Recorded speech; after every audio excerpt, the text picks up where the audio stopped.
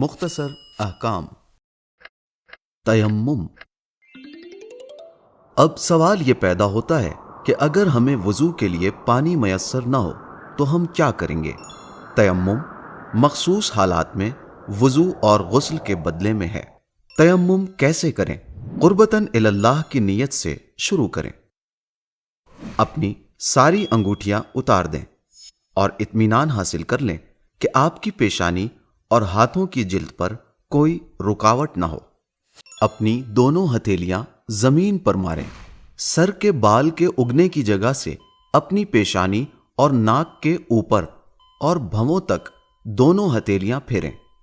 یہ عمل اوپر سے نیچے انجام دیں۔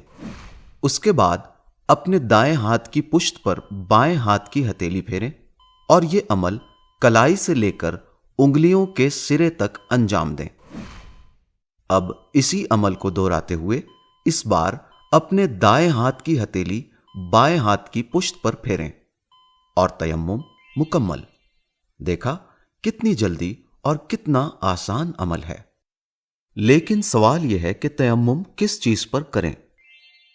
آپ زمین، مٹی، ریت اور پتھر پر تیمم کر سکتے ہیں۔ جپسم، اینٹ، ڈھیلے اور جمے ہوئے گرد و غبار پر بھی تیمم کیا جا سکتا ہے، بشرطے کہ یہ گرد و غبار خالص مٹی کا ہو۔ اہم بات یہ ہے کہ آپ کے ہاتھوں پر اس کے نشان دیکھے جا سکیں۔ برائے مثال سنگ مرمر جس پر کوئی گرد و غبار اور دھول مٹی نہ جمی ہو، اس پر تیمم کرنا درست نہیں ہے۔ تیمم کے لیے استعمال ہونے والی چیز کا پاک اور صاف ہونا ضروری ہے، اور یہ بھی ضروری ہے کہ وہ چیز غصبی نہ ہو۔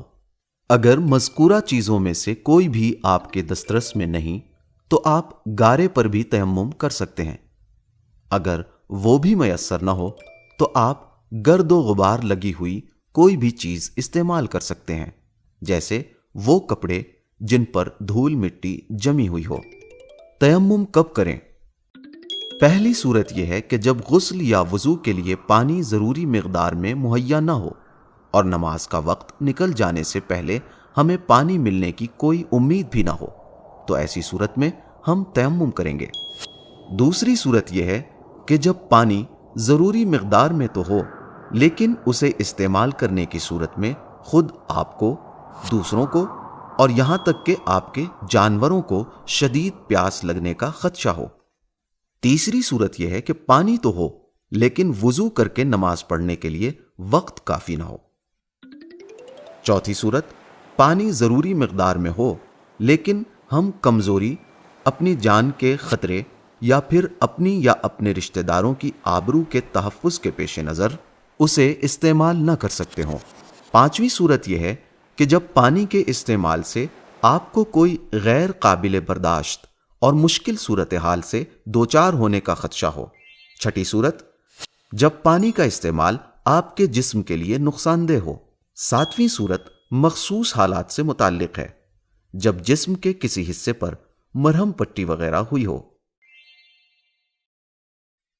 توجہ، یہ ویڈیو آیت اللہ العظمیٰ سیستانی دامہ ظلہ کے فتوے کے مطابق ہے، جسے آسان انداز میں پیش کیا گیا ہے۔ برائے مہربانی مزید تفصیلات کے لیے آیت اللہ سیستانی دامہ ظلہ کی توضیح المسائل کی جانب رجوع کریں یا کسی عالم دین اور مسئلے سے آگاہ شخص سے دریافت کریں۔ ہادی میڈیا پروڈکشن، ہادی ٹی وی۔